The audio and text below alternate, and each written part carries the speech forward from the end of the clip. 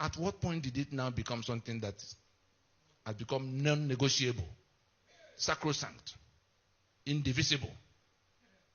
Because they've managed to impose, constitutional models away from what was agreed. Because by the time they were getting ready, they had to make themselves constitutions, as like you have Germany and France and Portugal going into European Union. All the negotiations of what they would do for themselves and what they will allow the European Union authorities to do for them. The federal government is supposed to be a union office for independent units. And that was how they came. Yes, that's how they came to where they became one country, to have accepted that level of autonomy. And it was Ahmadu Bello that made that demand. In all, by 1966, the 5 constitutions that defined the federation, the coup came, those constitutions were toppled. All those who are talking about restructuring and how it will happen, those constitutions that were toppled defined the Federation of Nigeria. From the moment they were toppled, the Federation of Nigeria ceased to be. The country was still in place. And a rogue federal government emerged. Elements who, wearing the garment of that Nigeria that had died, began to run riot, seizing the assets of all the federating units, which were contributing only 15% of their income, as they agreed, for the upkeep of the center. The center didn't own anything.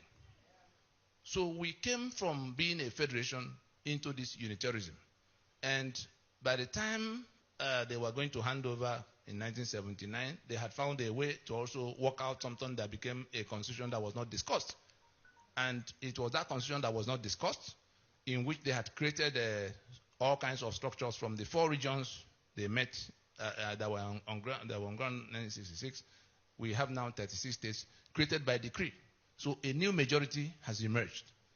Each of the states has 3 senators at the place.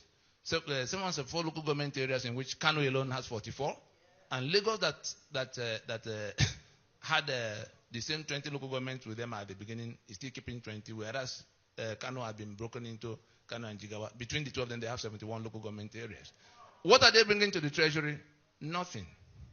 All the money Nigeria has to spend is between the oil money, the port money, and the VAT that is raised here.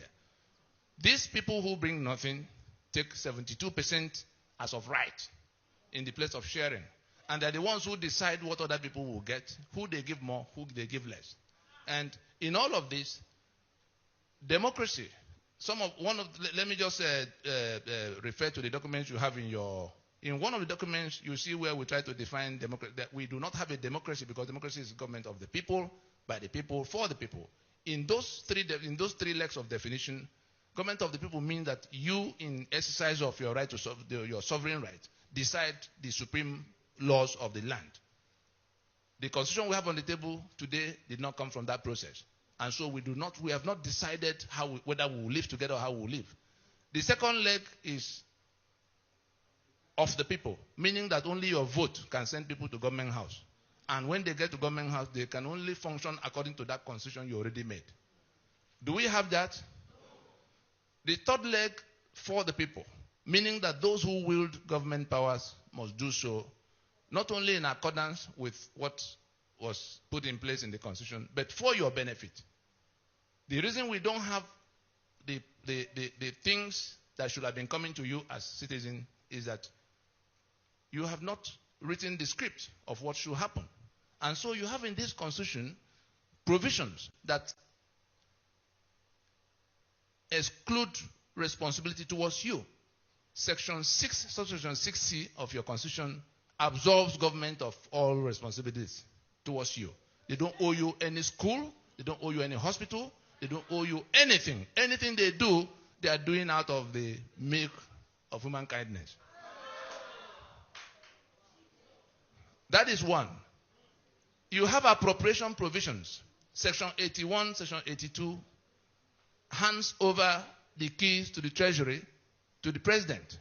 Section 121, 122 hands over the keys to the treasury to the governors. So they don't owe you any obligation. They have the spare key to the treasury. They have immunity in Section 308. At what point are you going to get anything from them? How did you come about that constitution? By imposition. And what all the cry and demand for repairing this place goes to is to say, let us accept we have departed from the foundation of being a federation. Because if we were a federation, Lagos Port would belong to Lagos, oil and gas of Niger Delta would belong to them. The middle belt, where killings are going on unabated, unchallenged, will have the right to defend themselves because they will have guns. The Constitution has 68 items on the exclusive list, all written by decree, that make it impossible for the middle belt to touch any gun. You saw where the governors went crying, and the president said, go home and live in peace with your Fulani of Benin. If we do not remove that from that constitution, nothing will resolve that question.